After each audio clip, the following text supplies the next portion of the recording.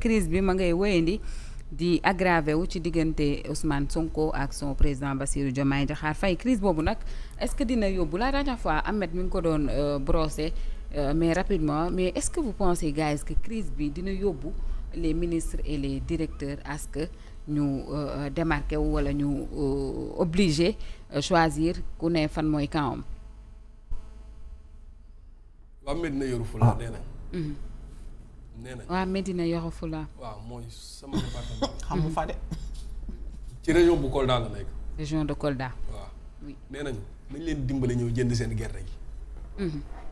te yàlla tax rek waaw nañ leen dimbale ñëw jënd gerte yi. et puis gisuñu kuñ jaay seen gerte yi Saalum c'est la même chose. Saalum gars yi gisuñu kuñ jaay seen gerte yi. pendant que baykat yi bay ba pare ñu imposer leen loo nga xamante ni ca jamonoy maam lañ ko gëj a gis. ñu imposer leen ko taaraar bi ba pare ñëw jox leen ay jiwu yoo nga xamante ni baaxut doyut engrais bi yéex a ñëw baaxut doyut ñu bay ba pare malgré loolu li nga xamante ne am nañ ko néew gisuñu ku ko jënd. ba pare prix bu tayee état fixé bi bu gannaaw suba keneen jëndee leneen. loolu dégguñu autorités yi wax ci. pendant ce temps président de la république ak premier ministre ñu ngi tojantey bopp.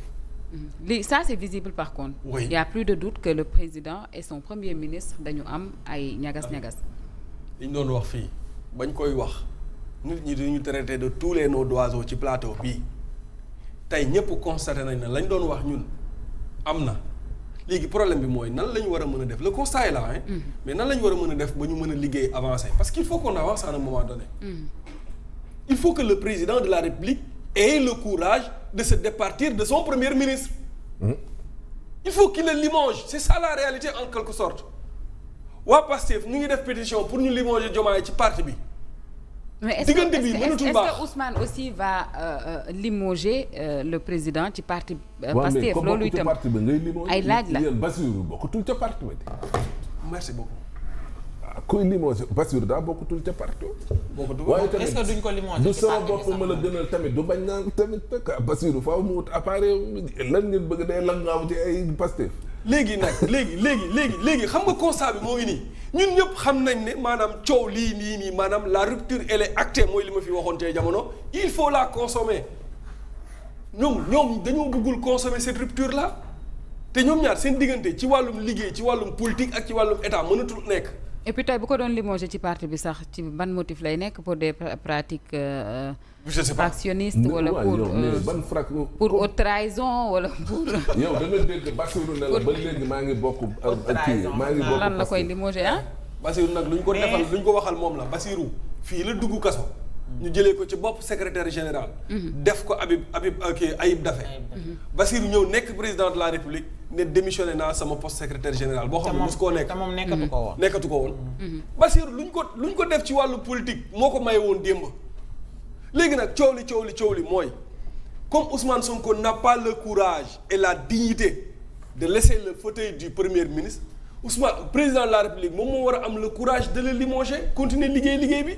wala boog ñoom ñaar ñu ànd ñoom ñëpp ñu démissionné ndoo organiser ay élections ay li yéwén ñu delloo ñu suñu appareil ñu wut ku ñu neex. ñu jox ko suñu réew mi. non déedéet noonu la loolu nag. ak déet Bassirou moom dina continuer nag moom. waaw mais bu continuer bi nag. ba 2029 jaar waaw ba 2029 moom dina continuer nekk président maintenant day dàq Ousmane wala day continuer moom réew mi gën a nërmeeloog yooyu. et puis dàq Ousmane aujourd'hui Mamadou ñu bëri dañ naan il faut qu'il ait le courage mais moi je pense qu'il faut qu'il prenne ses responsabilités. C'est ça, c'est plutôt un problème de responsabilité mais plutôt pas de courage parce que aujourd'hui bu fekkente ne seen jiixi jaaxa gi ñu nekkee dafa nekk di impacter bu baax a baax ci bonne marche réew mi alors ne ko jéggal ma ñu doxal réew mi loolu acte de responsable la mais pas de courage. mais c'est pas aussi facile que vous le pensez madame.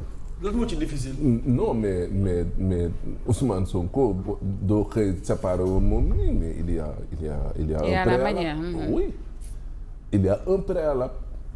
est-ce que newul ne waaju ci loolu la nekk. parce que tamit quoi qu'on dise moom Ousmane démb ñoom la woon. ñoom ñoo nekkoon ci yëf yi. est-ce que ni ngeen ko jàppee day yomb rek mu tëb ne Ousmane oui man li ma comprendre moom mooy le président bëgg na séparer woog Ousmane mais dafa day teg les préalables ba pare doog ci jëm parce que aussi Ousmane est-ce que da ngay séparer woog moom nii rek ku nekk dem. la République est au-dessus de tout. non je sais non ça non mais xam nga peut-être ñun ni ñu koy bëggee ak information yi président di am ak moom position aussi sa waay nekkul ne day tëb rek teg benn acte aussi il faut mu am garantie il faut mu am assurance il faut mu cerner problème bi il faut mu cerner beaucoup de choses il y a des enjeux yoo xam mais tamit président il faut mu maîtriser levier yépp ba pare doog a mën a peut-être séparer woo keneen ku mu mënti doon loolooy problème bi parce que séparation ak Ousmane moom mooy séparation ak Pastef maintenant quelles en seront les conséquences foofu le président di liggéey est-ce que dindi Ousmane Sonko ak bàyyi dindi Pastef ce sera synonyme peut-être ci ne pare na ci nguur gi parce que dinañ ko xeex wala nangam ak nangam le président mi ngi avancer sûrement et lentement boo ko gisee moom mooy benn mbirum siège bii nii effectivement keroog man ba may wax ci mbirum siège bi li ma jàmbal jaañ wax man j'avais cette information là et oui junjoon naa ko fii et beneen bi moom mooy Bassirou mi ngi liggéey pour am appareil parce que tamit boo séparé woo ak Pastef lan mooy appareil am coalition Diomaye bi est-ce que am nañ maillage du territoire national je ne le crois pas yan parti ñoo ko composé Bassirou day bëgg tamit am ñoo xamante ne nii ñu dëgër ñoo xam ne dinañ ko mën a représenter à l'échelle nationale à l'échelle si vous voulez départementale communale et ainsi de suite. Pour moi il faut un parti. oui c'est cet appareil là justement peut-être léegi nag appareil boobu la nekk di ko defar nii. moo indi siège bi moo indi mu jëlaat en main coalition bi jël dénk ko Mimi est en train de travailler ak ñoo xamante ne nii je peux dire ay identités remarquables nañ de part et d'autre ci communes yi ci département yi ak ñoom seen mais loolu il faut nga mettre ko en place ba pare pour doog a mën a booy def leneen nga doog ko def. mais bàyyi mbir nekk ca mbooy ga tamit saa waay loolu erreur la. ça se prépare maintenant nag est-ce que dañ koy préparer temps bu muy jël bi yëpp. est-ce que dinañu arranger loolu moom mooy problème. lii nii sax arrangé wu ñu. oui le problème moom mooy gouvernement bii fi nekk ñun xam nañ ne jéem nañ mais mënuñu. loolu la yàlla def. jéem nañ mais mënuñu. comme jéem nañ te mënuñu nag xam nga mbir mi nga jéem sottiwul du gàcce mais comme mënuñu le président nag moom moo war a jël ses responsabilités. xool ñi nga xam ne nii mën nañ des seen poste benn ñaar nañ ci ñeent la te des mu ne leen remercier leen ut ñeneen ñoo xamante ne ni ils seront à la hauteur pour mën a extirper le pays surtout sur le plan économique lu ñuy dund nii. même ay Cheikh Diba yi sax waruñu nekk ministre des finances. tu penses. ah oui mais Cheikh Diba lan la ñu apporter. dañu waxante dëgg. RGVST. ah waaw. je pense Fofana.